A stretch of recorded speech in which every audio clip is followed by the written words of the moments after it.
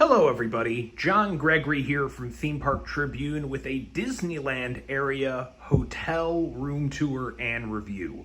I stayed one night here, which is the Embassy Suites Anaheim South, located on Harbor Boulevard, south of Orangewood, kind of getting into the border of Anaheim and Garden Grove. About a 30-minute walk, if you wanted to walk, all the way to the Disneyland Resort. I stayed here one night, paid $152 before tax from Hotels.com, and let me give you a few of my thoughts on the room. So Embassy Suites, these are kind of how they're laid out. If you've stayed in any of them before, or near Disneyland, near Disney World, anywhere, they're kind of all laid out sort of like this. You have an entryway with a window looking out into a courtyard, just a big old open space, atrium style sort of thing, I guess is the right word for it, that kind of ties the hotel room together. You have a seating area with extra space for sleeping, along with a separate bedroom area. So we'll get to all that, but it's basically, if you stayed in Embassy Suites before, this is kind of like those. And it's nice.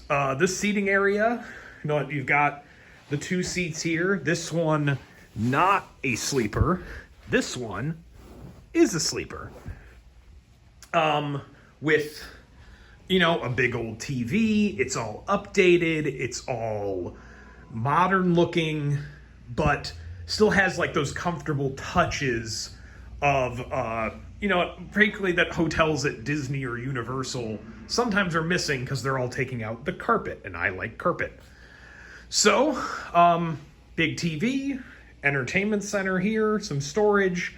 You've got USB plugs all up in here, in the light fixtures, pretty much everywhere. You have a table for, sitting down and eating something. It's a good option. A lot of things in here that could be a good option for families of 3 or 4 if they want a little space from each other. Have the kids sleep out here. A little bit of artwork on the wall. And, just a comfortable little living space. Like this alone would be, a typical hotel room. It's probably as big as the one I stayed in last night. Moving into this kitchenette area, you get a microwave, a mini fridge, a little sink here, a coffee maker, not a K-cup brewer, but, if you're really in the mood for this kind of coffee early in the morning, it'll get the job done. This is one of many mirrors we'll see on this tour. And then going into the bathroom. This one is a little bit, like two-faced, I guess is the right word, because this looks very modern. This big lit up mirror, lit from the back. That's something you'll see in recently upgraded hotels. The vanity's huge and all modern and updated. The shower is a little dated. It's a pretty big tub space with, this little, I don't even know what you call this, but this little ledge in the back for some reason. But other than that, this is a shower that's probably, this shower doesn't look like it's been touched up that much, while the other parts of the room have. So it serves its purpose.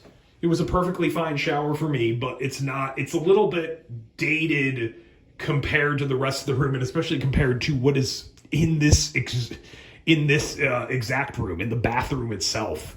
It's a little bit dated. So the juxtaposition, a little weird. Let's move into the bedroom area. First off, the thermostat right over here by this little sink.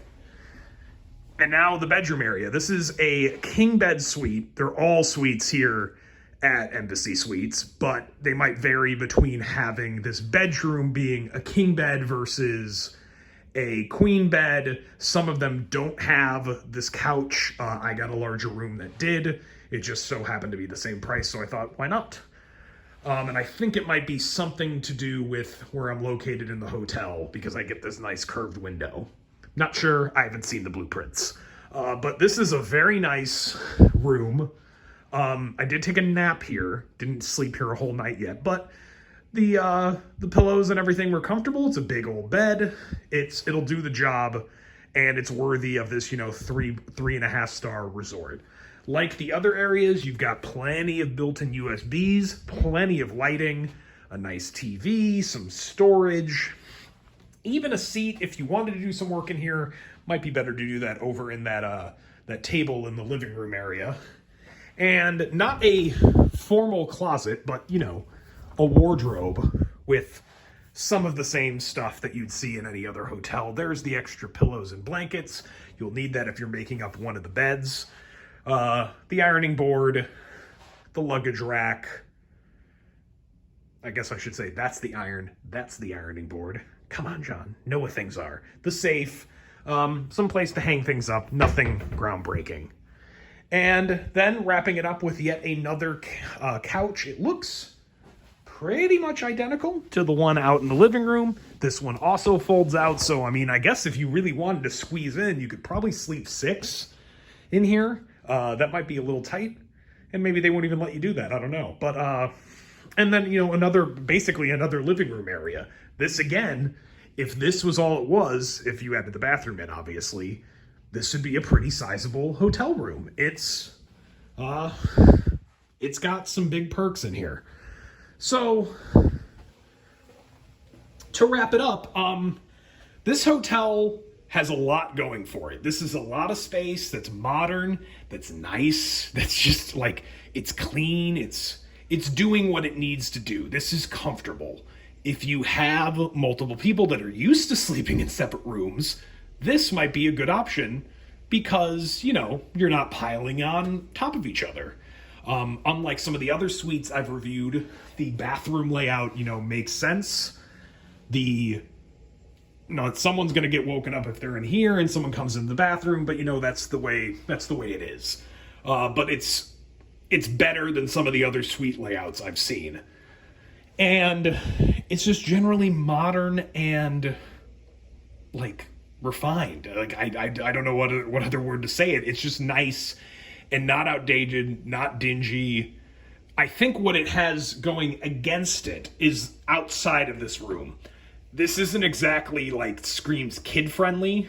This is there's a restaurant that's not open that long right now due to COVID, and it's not a huge menu. There's this big atrium that seems more geared towards just being a big atrium rather than offering any fun activities for kids. The pool area is not huge, and I think that's where it falls down in from the 3.5 star sort of category is outside the room. In the room, this feels 4-star to me, and there it's great. So, if you're looking for a pretty comfortable space at a reasonable price, because getting this for $152 a night before tax, that's really good for Anaheim area. And yeah, you'll not really want to walk. You might want to take the ART, the bus service that runs in and around the Anaheim Resort Area. You might want to Uber. That'll take, less than $10 each way. You might want to do that. And then if you're spending most of your time in the parks and you don't expect your hotel to be a big destination, you don't expect a lot of pool time to entertain your kids because there's not a lot there for them, but in the room, it's very comfortable. So keep that in mind if you're deciding for this for your family. It's really good in the room. Don't expect much more of it. Expect much more from the hotel outside of it. But if that's what you're looking for, if you're looking, you're looking to spend your time in the parks, this might be a really good option for you.